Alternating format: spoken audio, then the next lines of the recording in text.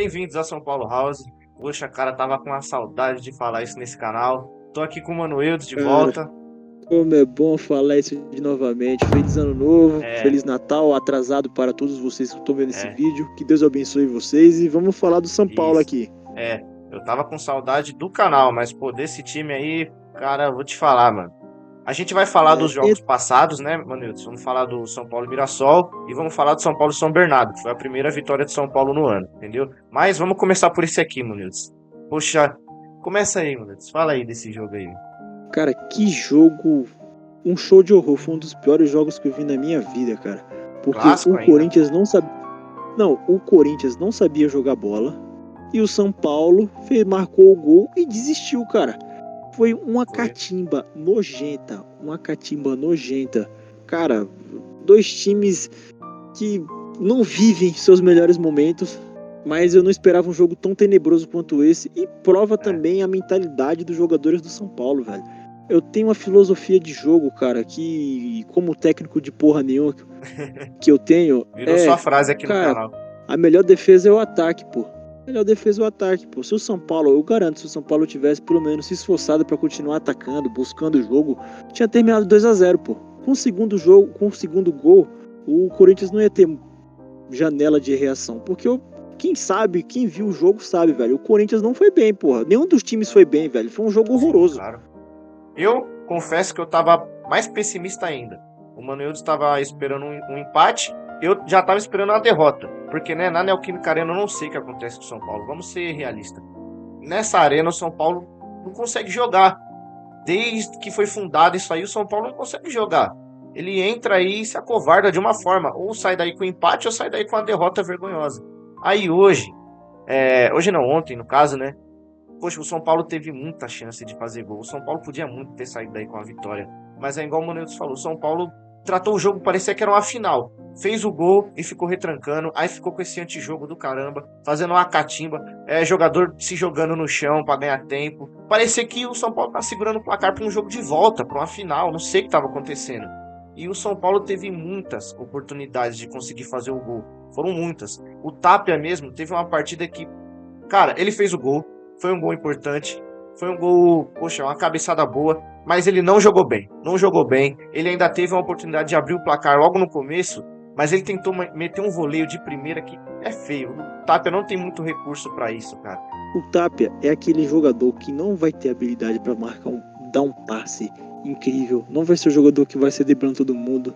Não vai ser o jogador que vai conseguir aquele lance bizarro de voleio ou ele vai fazer aquele lance plástico. Não, o Tapia é literalmente a personificação do centroavante bruto. Ele se posiciona e marca gol. Agora, se é um time que não tem capacidade de levar a bola para a área adversária para tentar alguma coisa, um chute, um passe, uma coisa mais trabalhada para o centroavante, ele não consegue fazer nada, pô. O jogo do Tapia vai ser ruim. Se o time não joga bem a parte criativa do time, o Tapia vai jogar mal, pô, consequentemente. E teve um lance do lateral também, não sei se você viu esse lance, mano, que o Tapia ia cobrar. Aí o Tapia não cobrou o lateral, ele desistiu de cobrar o lateral, deu pro Nossa, eu vi. Luciano. Eu vi. Deixou a bola pro Luciano cobrar. O Luciano não cobrou o lateral, deixou É. pro Marcos Antônio. O Marcos Antônio não quis cobrar e Mano, deixou, acho que foi pro Mike ou foi o Danielzinho, foi esse pro jogador novo que Danielzinho. entrou aí. Aí, cara, aquilo eu fiquei extremamente puto, velho, porque foi um antijogo absurdo, velho. Absurdo, velho. Exatamente, cara. O São Paulo tava. Parecia que tava jogando mata-mata. Parecia que ele já era o mata-mata do Paulistão. A postura do São Paulo que teve nesse jogo. Cara, o único pra mim que se salva nessa partida foi o Danielzinho. Ele tentou ali algumas coisas. Poxa, e ainda bem que, né, o Danielzinho foi uma grata surpresa nessa temporada, que vem jogando bem já nesses primeiros jogos. Mas, cara, sério, a postura do São Paulo foi vergonhosa. Foi vergonhosa. O São Paulo abriu o placar e o Corinthians começou a vir, começou a atacar, a pressionar. Mas no segundo tempo o Corinthians desanimou. O Corinthians parece que aceitou a derrota. Porque, né, o Corinthians também estava sem uns jogadores importantes aí. Parece que o Corinthians aceitou, tipo, acho que não vai dar. Aí começou a dar espaço pro São Paulo jogar. Começou a deixar o São Paulo ficar com a bola, o São Paulo controlava a bola, tocava bastante. Mas o que adiantava? Porque o São Paulo não passava do meio de campo do Corinthians, não criava. Mesmo os caras deixando, eles não criavam, era impressionante. Aí no final, aos 90 praticamente, o Corinthians resolveu atacar, falou, vamos pra cima no final e ver no que dá. E aí resultou o gol naquela falha da zaga que deixa o Bidon passar no meio dos dois zagueiros com um espaço absurdo para poder finalizar e mandar no ângulo sem chance pro Rafael. É uma vergonha absurda. Você chegou a ver esse lance, mano, do gol? Cara, deve ser horrível ser o Rafael nesse time do São Paulo. Eu acho que o Rafael Sim. também tinha que ser meio que nem o Rogério era. Não na parte de fazer gol de falta, nem nada disso. Mas na parte de esculachar o zagueiro quando tem que esculachar, cara. Exatamente. Porque, Rafael que cara, salvou muito. Cara, até então, o Alan Franco vinha fazendo uma partida irretocável. Uma partida, porra, incrível. O Alan Franco e o Arboleda, mas principalmente o Alan Franco. Aí só foi o Becker elogiar o comentarista e eu elogiar também. Eu falei, não, porra, o Alan Franco é um homem jogando bola. Aí ele faz aquela lambança na zaga. Ele dá um carrinho em ninguém e deixa o Bidon passar. Não, Cara, ali exatamente. foi um lance bizarro, velho. E Cara, o mais impressionante é que teve outro cara, se eu não me engano, que não sei se foi o Cedric ou foi o Arboleda, que viu o Bidon e ficou olhando só o Bidon correndo. foi uma Arboleda. Cara, foi o Arboleda. Só ficou olhando o Bidon. Só ficou olhando. O São Paulo se acovardou demais. E era, no primeiro tempo, pelo menos, era pro Corinthians ter passado o carro no São Paulo. O Corinthians começou a controlar a bola, o São Paulo se acovardando, com medo. Não sei do que ele estava com medo, se era do Corinthians ou da Arena que causa esse tipo de comportamento no São Paulo. Aí o São Paulo se acovardando bastante e o Corinthians indo pra cima, mas o Rafael defendeu bastante. O Rafael, nossa, salvou o São Paulo de não ser goleado. O Rafael, te falar, foi uma baita partida dele, mas né, é igual o Wilson falou, deve ser triste ser o Rafael.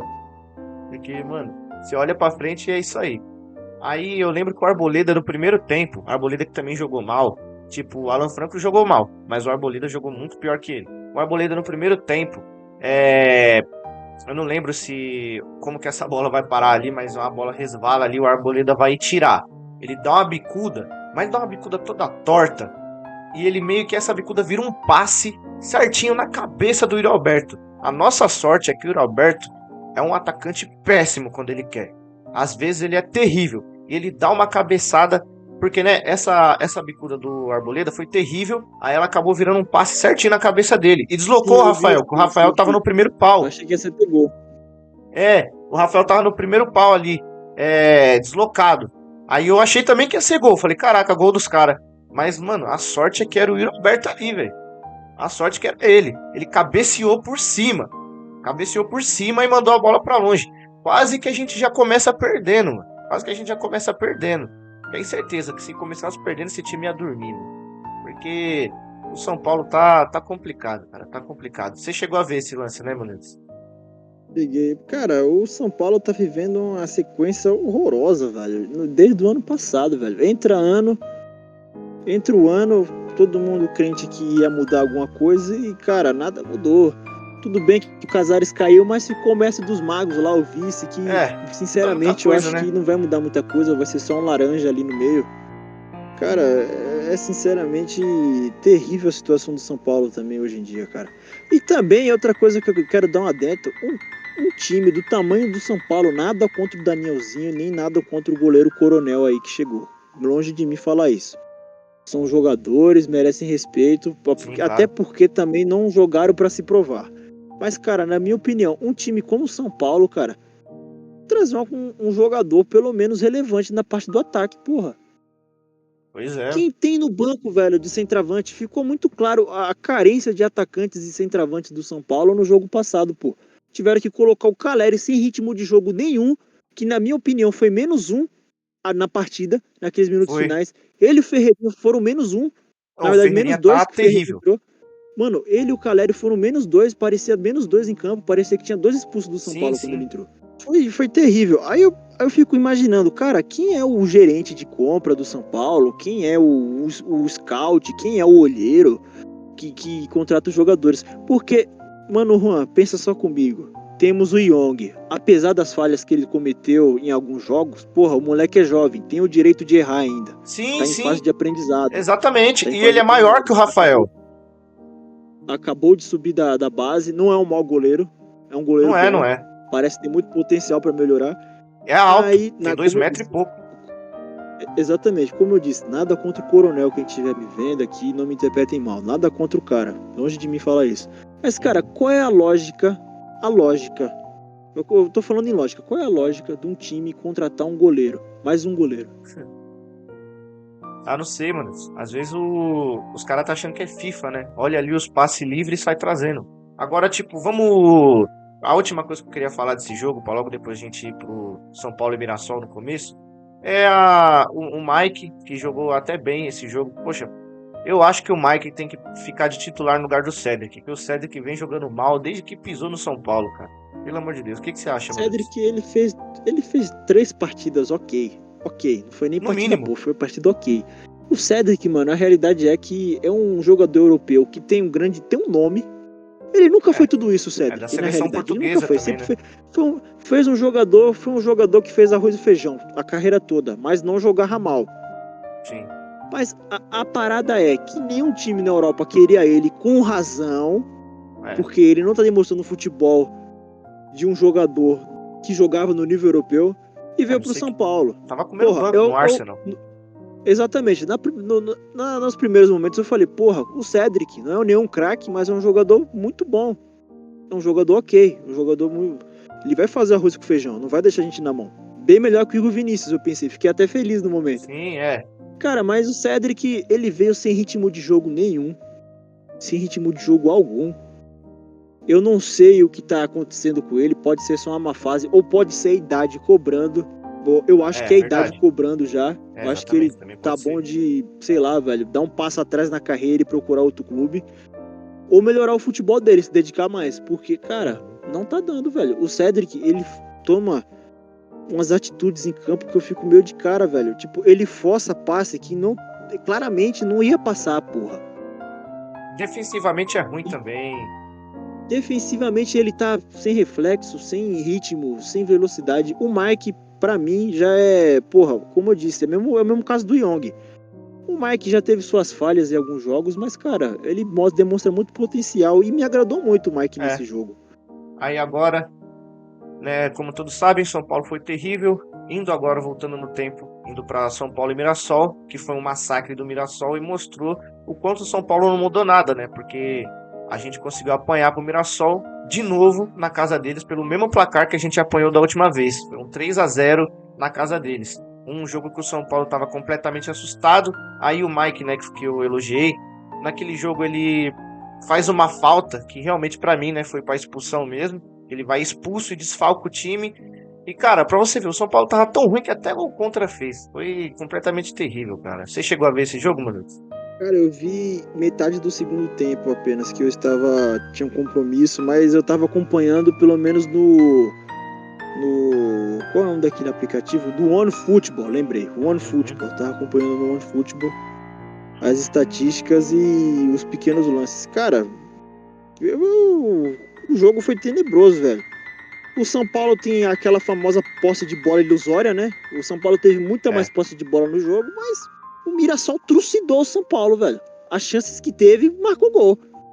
exatamente. Porra, uma coisa que me incomoda no São Paulo é essa posse de bola ilusória. Ah, vamos tocar aqui, toca pro lado, toca para trás. Marcos Antônio pega a bola, em vez de procurar um atacante ou um ponta, ele toca para trás e fica nesse Pois é. jogo modorrento. E o Mirassol fez o dever de casa, pô. Tava na casa deles, fizeram o gol, teve o desvio do Alan Franco, que, porra, se eu não me engano foi o Alan Franco que marcou o gol contra. Foi.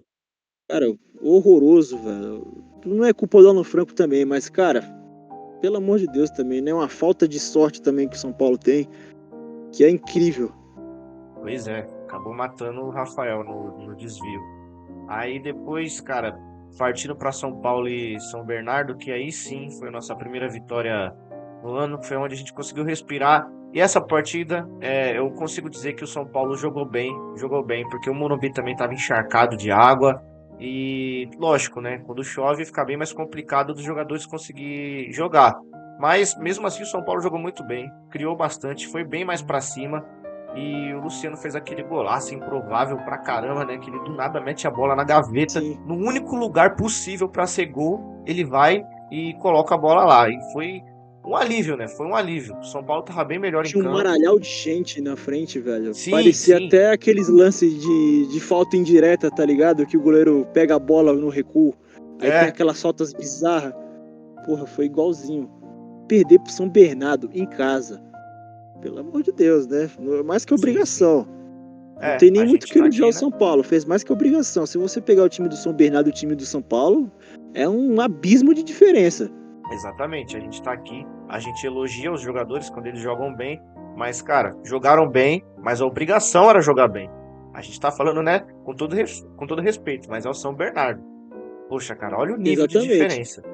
Cara, se o São Paulo perdesse Eu não sei ali, nem que divisão o São Bernardo tá. Tipo, com todo eu também respeito não. ao São Bernardo, não desmerecendo a história deles. É, mas, poxa, cara, a gente tá falando do São Paulo Futebol Clube, o maior clube do Brasil.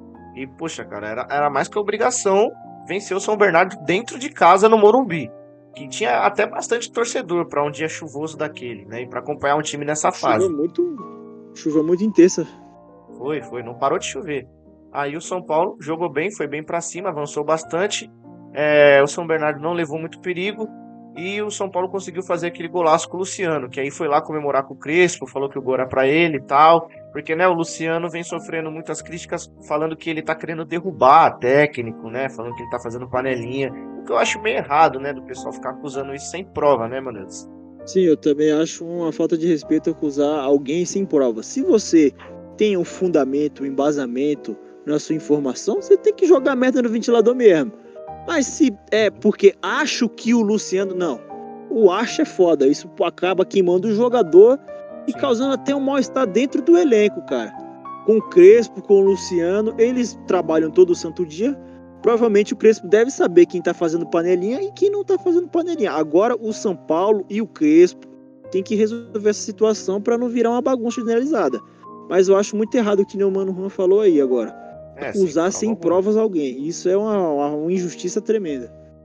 Pois é, eu creio que o elenco, né, tá se mantendo unido, porque a nossa fase é terrível. É só quando chegar o Brasileirão nós vai ver. Porque tem horas que eu acho que a gente consegue brigar ali no meio da tabela, mas tem horas que eu acho que a gente vai brigar para não cair, cara, porque a fase tá complicada. É uma fase terrível pro São Paulo. Não tá legal nos bastidores, mas pelo menos, né, o Casares se afastou. Mas é igual o outros falou, tá um outro lá que não adianta muita coisa. Mas menos mal, antes o Casares fora do que lá.